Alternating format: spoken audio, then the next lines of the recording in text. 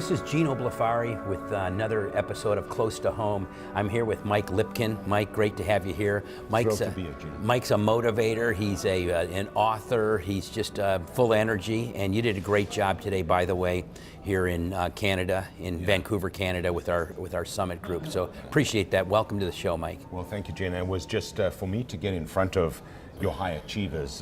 That's my sweet spot. And that's where I get to play at the level that the audience allows me to play at. And they were so responsive, they just appreciated my insights, and most importantly, they laughed at the right time. They did, they did. And you know what, the humor even makes it better, right? Exactly, the humor and an accent. Right. You know, the difference between a good speaker and a great speaker? A South African accent. Yeah, true. In fact, I kept thinking of like a Geico commercial. Right, exactly. I don't know what kind of little that's, reptile that is, but the little Geico guy. Like a little lizard? Yeah, the little lizard. But that's my humor. Mm-hmm. And I also think, Gina, that this goes to what we're talking about here, which is how do you entertain people? How do you make it a pleasure to hang with you? Because it's a given that you've got the competence. It's a given that you're going to give me what it is you say you can give me. But how do you make our conversations the highlight of what will otherwise be a pretty stressful day? Sure. And that's important. Okay, that's great. So give us the audience a little background on yourself. I know you're a Canadian via Australia. South Africa. South Africa. Exactly. Okay. No, that's fine. Yeah. So born and bred in South Africa. In my mid-30s, immigrated to Canada, which would have been 20 odd years ago. And when I came to Toronto after a career in advertising and marketing in South Africa, I started up a research and motivation company with a leading Canadian research company called Environics. And now I've got this company called Environics Lipkin, and we're a research motivation company. We've been in business literally since 2002. And I travel all over the world. In total, I've spoken in 75 countries to over 1 million people. And essentially what I do is I see the trends, I see the hallmarks of those people who are thriving on the trends, and then I share with people how they can be one of those people. And my core insight, and this is why we're doing this, is you become the people that you spend most time with. And so I go, okay, who are the people I want to spend most time with? And I know if I spend time with them, I'm going to do well, which is why I'm with you now. Sure. Okay. Yeah. I've even heard that about your net worth is the sum total, or pretty close to those 4 people that you're closest to, something like that, right? So typically, give me an example of your message that you give to an audience. Right.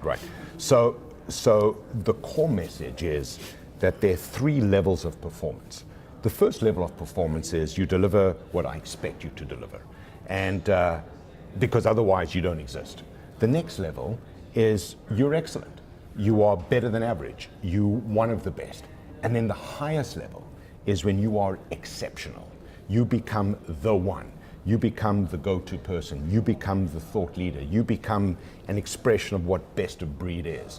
And Gino, the interesting thing that I'm seeing is it doesn't require a huge leap to go from excellent to exceptional. It's a gentle touch. It's an extra stroking. It's an extra deposit on the confidence account.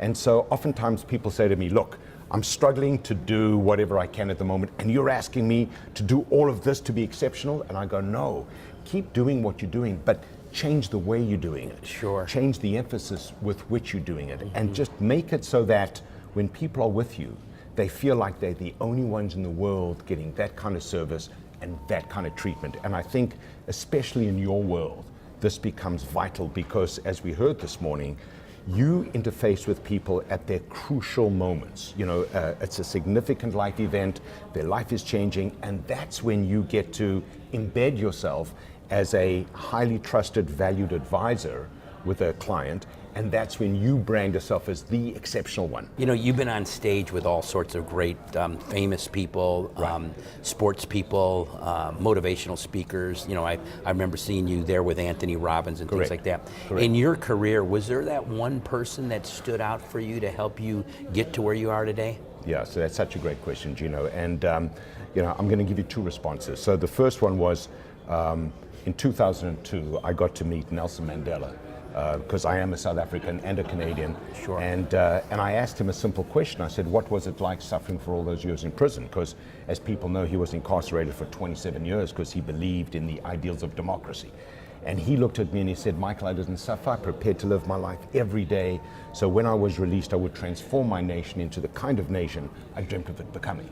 And I've never forgotten those words. And what I shared with the group this morning is that I'm there to enrich people's perspective.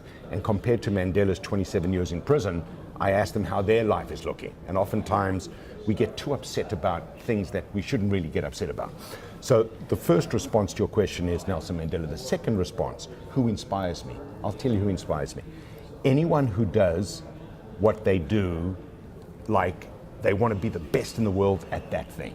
So to paraphrase Martin Luther King, he said, if you're going to be a street sweeper, be the best street sweeper ever. If you're going to be a realtor, be the best realtor ever, because that's what Berkshire Hathaway HomeServices demands. Sure. Like if you represent that brand, you also have to represent the best expression of that profession. And what I think is that if people just keep that in mind, so as I'm talking to you now, I'm focusing on how do I be the best guest on Gino's show. Sure. Close to home is the name, right? How do I be the one where people go, oh, you got to watch that interview. Sure. He made Gino look so good. Your most recent book, why don't you take us through a little bit of that and how it came about and kind of like maybe some of the main themes of it. That'd be kind of nice. Perfect. So, the title of my latest book is Dancing with Disruption, The 7 Secrets to Thriving on Massive Change, so the best people want to partner with you.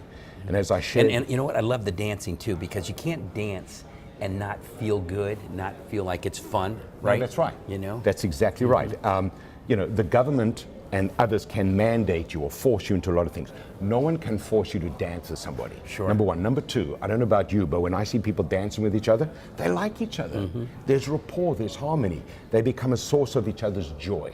So especially in your in the world of real estate and being a realtor, it is a dance. Like this is a conversational dance. Sure. So I talk about dancing, but I talk about dancing with disruption. So in other words, how do you handle massive change without looking like you're sweating or struggling? I know a lot of people who are coping with disruption, they're managing disruption, but it ain't fun to hang with them. And they have to work with kind of people, not to want to work with kind of people. So then I walk folks through, very simply, 7 steps, right? So the first is be the person who really knows. We're living in a time where people are uncertain and anxious. We're living in what's known as VUCA times. VUCA means volatile, uncertain, complex, and ambiguous. So you want to be someone whose knowledge gives people certainty. Second step is you want to be an audacious dreamer. You want to have someone whose dreams are so big that they excite you and in fact amaze you and amaze and inspire the people around you. Number 3, you want to be analytical and creative at the same time. So Chris did a great job of sharing with us how you measure everything that you do, and because of the way you measure it, you can be creative and apply the right resources to the right priorities to get the right results. Yeah. Number 4 is to be prolific, and that just means you've got to have a high degree of resilience and resourcefulness simultaneously. And you can't say terrific without smiling. Very good. Yes. Prolific, terrific, enthusiastic. Sure. And my comment was, if you smile when you say a word, usually a good word. If you don't have to move your face, don't say that word. The 5th one is what we're doing right now, and that's communicate like magic. Because when you communicate like magic, you create chemical changes in people's body. Like I see you smiling now, just the act of smiling is unleashing endorphins in your body. Sure. The 6th step is to collaborate like a champion, and this is all about collaboration. And what that really means, and I didn't say this morning, I'm going to say it now, it's you get people to want to do things for you. Because if people want to do things for you, then they do it, and then you reciprocate, and then you keep on making deposits in each other's goodwill account. And then the final step is to be unconditionally enthusiastic. For those folks who are watching this who haven't been to Canada, there's a chain of coffee stores across Canada and in the northeast US called Tim Hortons. And underneath every Tim Hortons logo...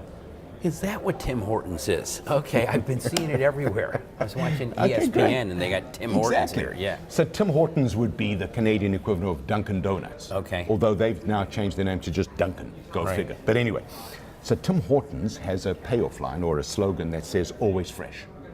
So you go into Tim Hortons 24/7, 365, you get a fresh cup of coffee, nicely priced. It's not sometimes fresh. It's not always you can count on it. Oh yeah, it's not like if you come in on Tuesday at 2 p.m. you'll get a fresh cup of coffee. So you and me and Tim Hortons, we need to be always fresh. Like, how would people have felt about me if I would have been introduced today as follows? Ladies and gentlemen, please welcome Mr. Mike Lipkin, one of the world's great speakers, when he's in a good mood. Mm-hmm. Well, I wonder who we're getting. So if you're unconditionally enthusiastic, you say, okay, I'm going to be in front of a prospect, I'm going to be in front of a colleague, I'm going to be in front of another person. I owe them my best game. You know, I saw that today, and even though you had a great message, but what I was hearing in the room a great deal was just the energy that you were giving off on stage. Right. And firing everybody up. And what's important, Jenna, is your style is not dissimilar to mine, right? But you might have people watching this who are quiet, who might be introverted, who might be a little shy, softly spoken. That doesn't matter. Some of the most motivated people I know are some of the most understated people I know. So it's not your style, it's the fact that other people believe that you think they're so important, you bring them all you have, as opposed to conversations where you mail it in. You know, conversation where you just go through the motions. When you give a coach or someone with your experience, I always like to know if you were telling a child, giving them advice on how to live their life, what would you tell them? 3 words. Be all in. Because be all in. Okay. Because here's the thing, whether people think that you and I are talking sense now or not, that's not the issue. What people do believe is that we're all in here. I'm not looking at any phone, I'm not thinking about anything but having a great conversation with you. And so the reverse of that is when you go into a meeting and you're ambivalent, or you don't even care what happens in the meeting, or worse, you don't even want to be in the meeting. That's not going to go well no matter how smart and prepared you are. So if you are all in, then you go, hey, whatever happens, I'm going to bring my A game. And the reverse of that, the consequence of that is that you never suffer from regret. Okay. Because if you were to ask me, what's the most painful emotion anyone can experience? Regret. Wishing they would have done it differently. Yeah, the old pain of discipline weighs ounces, the pain of regret weighs tons, I like right? That. I like that. How would you like someone that you were coaching, okay, or someone that has read your book, or someone that knows you to describe you? Right. Give me that little piece. So, great question. You've obviously done this before. You're a natural interviewer because I can see you genuinely interested. So there's a word that I've written down here, and it's called, I want people to see me as a talisman. A talisman means I'm a good luck charm.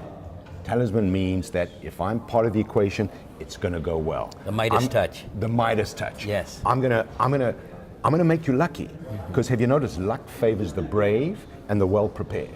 Sure. So if in a single word, if someone were to describe me, it's talisman. He's a guy that when he's around, things go really well.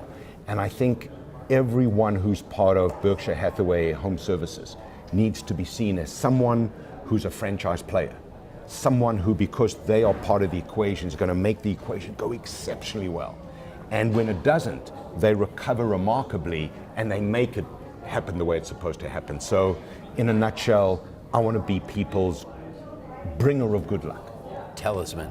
I mean, just saying. I guess in Ireland we'd call it a leprechaun. A leprechaun, right? Exactly. Yeah. Exactly. Okay. Interesting. Yeah. I'm just a good-looking, slightly taller leprechaun. There you go. Without red hair. Mike, in your opinion, what would be that one quality in a Berkshire Hathaway HomeServices agent that we'd want the consumer to be aware of? So that is the question, and my response is 2 words. Domain acumen. What does that mean? Well, your domain is the area in which you operate. Acumen is your clarity of vision and good judgment. So if you've got domain acumen, you've got a deep understanding of the area in which you operate, and you're someone who's continually demonstrating good judgment to the benefit of everyone around you. So it comes from studying, it comes from your homework, it comes from being thorough, it comes from being focused, but it also comes from experience. Because where does good judgment come from? Mistakes. What do we call mistakes? Experience, right? So once you've gone through enough mistakes, you don't make those mistakes anymore. It's like who has the most no's gets the most yes. Bingo. Right. And then at some point, you achieve this level of domain acumen where you know the area and you've got great judgment, and you bring those two together to the benefit of the people that you serve. And as we know, it's all about serving. Sure. Okay. Yeah. Kind of reminds me about those 4 levels of learning. I guess you start out, you're an unconscious incompetent, then you're a conscious competent, then you're a conscious competent, and then eventually you get to that unconsciously competent stage. That's right. So that's what you're looking at. And I'll tell you. So maybe we can wrap on this, because part of our research is that everyone goes through what we call 6 stages of new. The first stage is you literally a beginner. Then you have breakthroughs, because there is such a thing as beginner's luck. Because have you noticed that beginners expect things to go well, so they act like that. The third stage is you hit the wall. No matter how good you are, you're going to have a crisis, you're going to meet someone who won't play ball, you're going to have a problem. And then when you hit the wall, you go to the 4th stage, and that is consolidation. So you review, you reset your sights, and then you re-engage. As someone once said, walls are there to keep uncommitted people out. The 5th stage is you become the champion. You become the master of your craft. You become the person other people recognize as being best in class. And then the 6th stage is a dangerous stage. That's called the plateau. That's where you become fatigued, you just go through the motions, you're just cruising to the finish line, and that's when, you want to become a beginner all over again. Yeah, that's when you're mailing it in, huh? That's when you're mailing it in. Yeah. So when you gave me the stages of competence, I'll tell you that right now as I'm talking to you, I'm consciously incompetent. In other words, I'm aware of what I need to do better. I'm not taking anything for granted, and even though people might say, wow, he's a good speaker, he's engaged, I'm always thinking, how do I take it to another level? So part of the challenge is, how do you live in the moment while thinking about how do I improve what I'm doing? So this is like Einstein said, the mark of a superior mind is to have 2 conflicting thoughts in your mind at the same time and still function. So I'm fully in the moment, but I'm also thinking about how do I take this to the next level. Great. Well, hey, it's been great. Likewise, man. Okay. Perfect. Appreciate you. Thank you. Bye-bye. Thank you.